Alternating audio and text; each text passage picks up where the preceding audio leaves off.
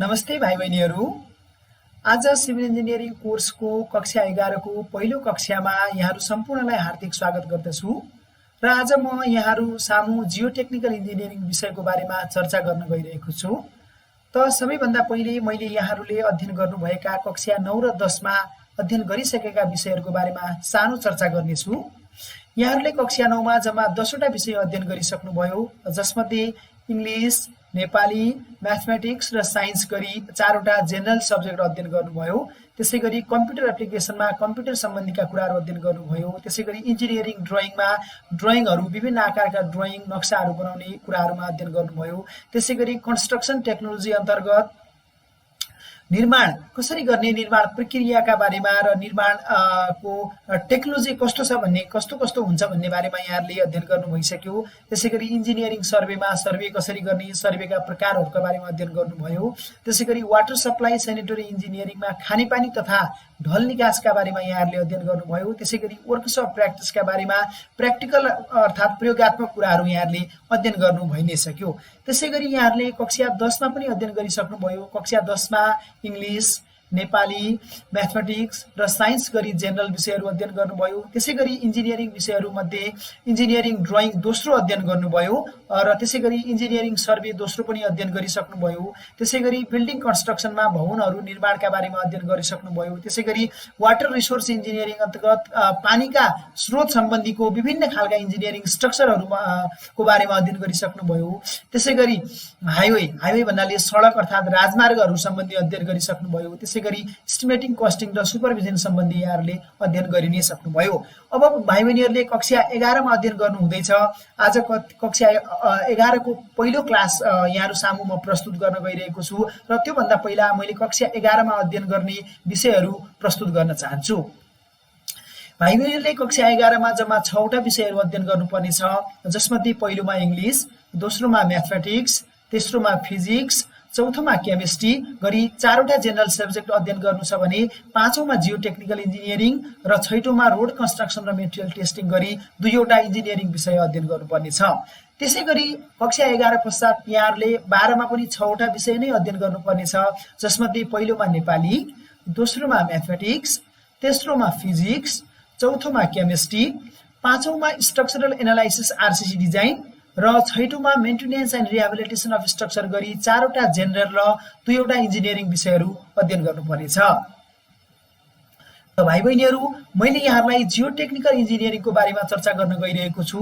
Geotechnical engineering विषय यहाँहरूले कक्षा 11 मा अध्ययन गर्नुहुनेछ। त्यसमा जम्मा 100 मार्क्सको वेटेज राखेका छौँ, जसमध्ये 75 मार्क्सको हामीले थ्योरी इक्जाम लिन्छौँ भने 25 मार्क्सको प्र्याक्टिकल अर्थात् 25 मार्क्सको प्र्याक्टिकल इक्जाम हुन्छ, जसमध्ये 75 मार्क्समा 26 मार्क्समा यहाँहरूले पास हुनुहुनेछ भने 25 मार्क्सको प्र्याक्टिकलमा 12 मार्क्समा यहाँहरू उत्तीर्ण हुनुहुनेछ। त्यसैगरी यो विषयको हामीले हप्तामा 3 वटा थ्योरी क्लास र 2 वटा प्र्याक्टिकल क्लासहरू सञ्चालन गर्नेछौँ र जम्मा टिचिङ आवर 150 तोकिएको छ। भाइ बहिनीहरू, कक्षा 11 को जियोटेक्निकल इन्जिनियरिङ र road construction material and testing सब्जेक्टको यहाँ टोटल कन्ट्र्याक्ट आवर, त्यसैगरी थ्योरी कति गर्छौँ र प्र्याक्टिकल कति मार्क्सको हुन्छ भन्ने बारेमा चर्चा गरिएको छ। यो टेबल यहाँहरू सामु म पछि पनि प्रस्तुत गर्नेछु र यहाँहरूलाई सेयर पनि गर्नेछु। त भाइ बहिनीहरू, आज पहिलो कक्षामा हामी जियोटेक्निकल इन्जिनियरिङका बारेमा चर्चा गर्नेछौँ। त जियोटेक्निकल इन्जिनियरिङ भनेको के हो भन्ने बारेमा यहाँहरूलाई कौतूहलता लागेको हुन सक्दछ। त जियोटेक्निकल इन्जिनियरिङ भन्नाले के हो त? वास्तवमा जियो भनेको पृथ्वी अर्थात् भू सम्बन्धी अध्ययन गर्दछ भने टेक्निकल भनेको प्राविधिक शिक्षा हो। त्यसकारणले जियोटेक्निकल इन्जिनियरिङले विशेष गरी पृथ्वीमा रहेका विभिन्न वस्तु अर्थात् सोइल अर्थात् माटोसँग सम्बन्धित विभिन्न वस्तुहरू अर्थात् विषयको चर्चा गर्दछ। यसमा विशेष गरी जियोटेक्निकल इन्जिनियरिङले सोइलको फिजिकल प्रोपर्टी, पर्मेबिलिटी, त्यसैगरी सेयर स्ट्रेन्थको कुराहरू अर्थात् बेरिङ क्यापासिटी अर्थात् माटोको भार वहन क्षमताका कुराहरू, त्यसैगरी सोइलको कम्प्याक्सन र स्टेबलाइजेसनको बारेमा चर्चा गर्छ। त्यसैगरी साइट इन्भेस्टिगेसन, सब सोइल एक्सप्लोरेसन अर्थात् अर्थ प्रेसर अर्थात् माटोले दिने प्रेसरहरू, रिटेनिङ वालको डिजाइन अर्थात् स्लोप स्टेबलाइजेसनका कुराहरू, त्यसैगरी बायो इन्जिनियरिङका टेक्निक्सहरू, त्यस्तै गरी रिभर ट्रेनिङ अर्थात् नदी नियन्त्रणका कुराहरू गरी यी विभिन्न विषयहरूमा जियोटेक्निकल इन्जिनियरिङमा हामी चर्चा गर्नेछौँ। भाइ बहिनीहरू जियो टेक्निकल इन्जिनियरिङको पाठ्यक्रम संरचनाका बारेमा म यहाँहरूलाई जानकारी गराउन चाहन्छु। जियो टेक्निकल इन्जिनियरिङमा जम्मा 12वटा युनिटहरू रहेका छन्, जसमध्ये पहिलो युनिटमा यहाँहरूले ओभरभ्यू अर्थात् जियो टेक्निकल इन्जिनियरिङको इन्ट्रोडक्सनका बारेमा चर्चा गर्नेछौँ। त्यसै गरी युनिट दोस्रोमा फिजिकल प्रोपर्टिज अफ सोइलका बारेमा चर्चा गर्नेछौँ। त्यस्तै गरी युनिट 3मा permeability of soil and seepage एनालाइसिसका बारेमा चर्चा गर्नेछौँ। त्यसै गरी युनिट 4मा सेयर स्ट्रेन्थ अफ सोइलका बारेमा चर्चा गर्नेछौँ। त्यसै गरी युनिट 5मा बेरिङ क्यापासिटी अफ सोइलका बारेमा चर्चा गर्नेछौँ। त्यसै गरी युनिट 6मा site investigation and subsoil एक्सप्लोरेसनका बारेमा चर्चा गर्नेछौँ। त्यसै गरी युनिट 7मा डिजाइन अफ रिटर्निङ वालका बारेमा चर्चा गर्नेछौँ। त्यसै गरी युनिट 8मा survey information and design consideration for check ड्यामका बारेमा चर्चा गर्नेछौँ। त्यसै गरी युनिट 9मा ग्याबिन स्ट्रक्चरका बारेमा चर्चा गर्नेछौँ। त्यसै गरी युनिट 10मा बायो इन्जिनियरिङका बारेमा चर्चा गर्नेछौँ। त्यस्तै गरी युनिट 11मा फाउन्डेसनको बारेमा चर्चा गर्नेछौँ र युनिट 12 अर्थात् अन्तिम युनिटमा हामी जियो सिन्थेसिसका बारेमा चर्चा गरी जम्मा 90 लेक्चर आवरमा हामी अध्ययन गर्नेछौँ र जसको हामीले 60 प्र्याक्टिकल आवरको पनि अभ्यास गर्नेछौँ। भाइ बहिनीहरू, यो जियो टेक्निकल इन्जिनियरिङ सिस्टम अर्थात् विषयको इभ्यालुएसन सिस्टम अर्थात् मूल्याङ्कन प्रणाली हामीले दुई भागमा विभाजन गरेका छौँ। पहिलो चाहिँ हामीले सैद्धान्तिक मूल्याङ्कन अर्थात् थ्योरिटिकल अर्थात् थ्योरी इभ्यालुएसन राखेका छौँ, जसमा 75 मार्क्सको नेपाल राष्ट्रिय परीक्षा बोर्डले लिने परीक्षालाई जनाउँदछ, जसमा 5वटा भेरी सर्ट क्वेसन्स, 3 मार्क्सको एउटा क्वेसन हुने गरी जम्मा 15 मार्क्सको सोध्छ। त्यसै गरी 6वटा सर्ट क्वेसन्स, 5 मार्क्सको एउटा क्वेसन हुने गरी जम्मा 30 मार्क्सको आउँछ र त्यसै गरी 3वटा लङ क्वेसन गरी प्रत्येक क्वेसन 10 मार्क्सको हुने गरी जम्मा 30 मार्क्स गरी जम्मा 75 मार्क्सको यहाँहरूले फाइनल परीक्षा दिनुपर्नेछ। त्यसै गरी भाइ बहिनीहरू, यसको हामीले प्र्याक्टिकल इक्जामको पनि मूल्याङ्कन प्रणाली बनाएका छौँ। यसमा हामीले इन्टर्नल प्र्याक्टिकल इक्जाम र एक्सटर्नल प्र्याक्टिकल इक्जामलाई छुट्याएका छौँ, जसको आन्तरिक प्र्याक्टिकल इक्जाम अर्थात् प्र्याक्टिकल इन्टर्नल इक्जामिनेसनलाई हामीले 15 मार्क्समा छुट्याएका छौँ, जसमा एटेन्डेन्स र क्लास पर्फर्मेन्सका कुराहरूलाई हामीले 3 मार्क्स छुट्याएका छौँ। त्यसै गरी फिल्ड केस स्टडी र रिपोर्टका कुराहरूलाई हामीले 2 मार्क्स छुट्याएका छौँ।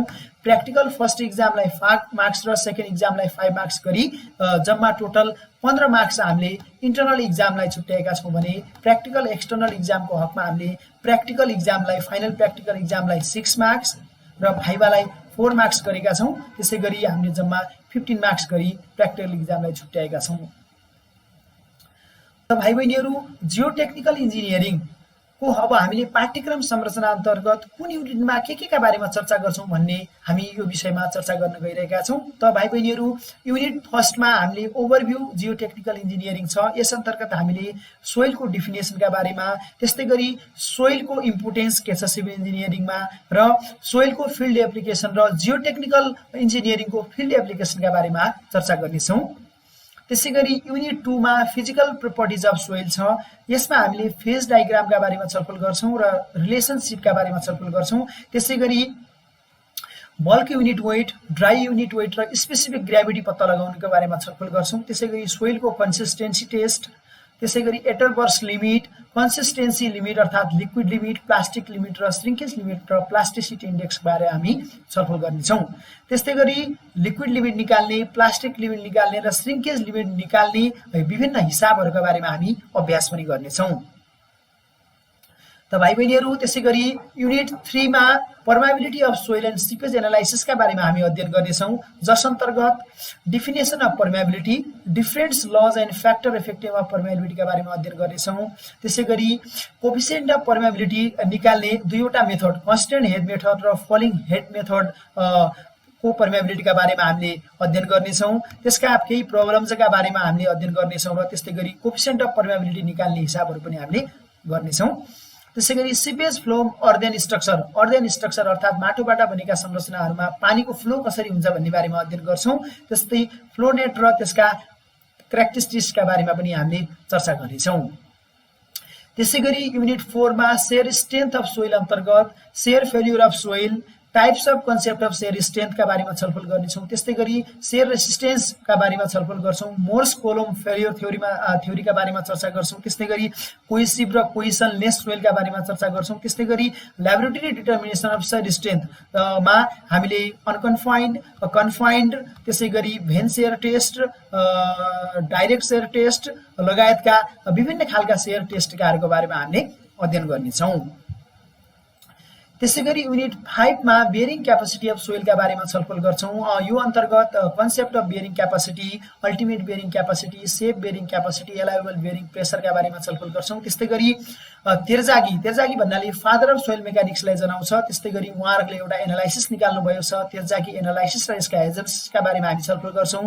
त्यसै गरी field method of determination of the bearing capacity र त्यसका इफेक्टका बारेमा छलफल गर्नेछौँ र effect of water table on the bearing capacity of सोइलका बारेमा पनि छलफल गर्नेछौँ। त्यस्तै गरी एक्टिभ अर्थ प्रेसर र प्यासिभ अर्थ प्रेसरका बारेमा पनि हामीले सानो चर्चा गर्ने नै छौँ।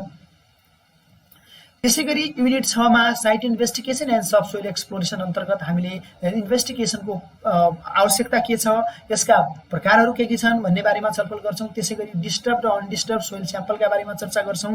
त्यस्तै गरी बोरहोल टेस्ट कसरी गर्ने, सोइल स्याम्पल टेस्ट गर्दाखेरि कसरी हामीले स्याम्पलहरू विथड्र गर्ने भन्ने बारेमा छलफल गर्छौँ। त्यस्तै गरी फिल्ड आइडेन्टिफिकेसन, सोइलको फिल्ड आइडेन्टिफिकेसन र त्यसको ड्राई स्ट्रेन्थ टेस्ट र डाइलेटेन्सी टेस्ट र टर्नेट टेस्टका बारेमा पनि हामीले छलफल गर्ने नै छौँ।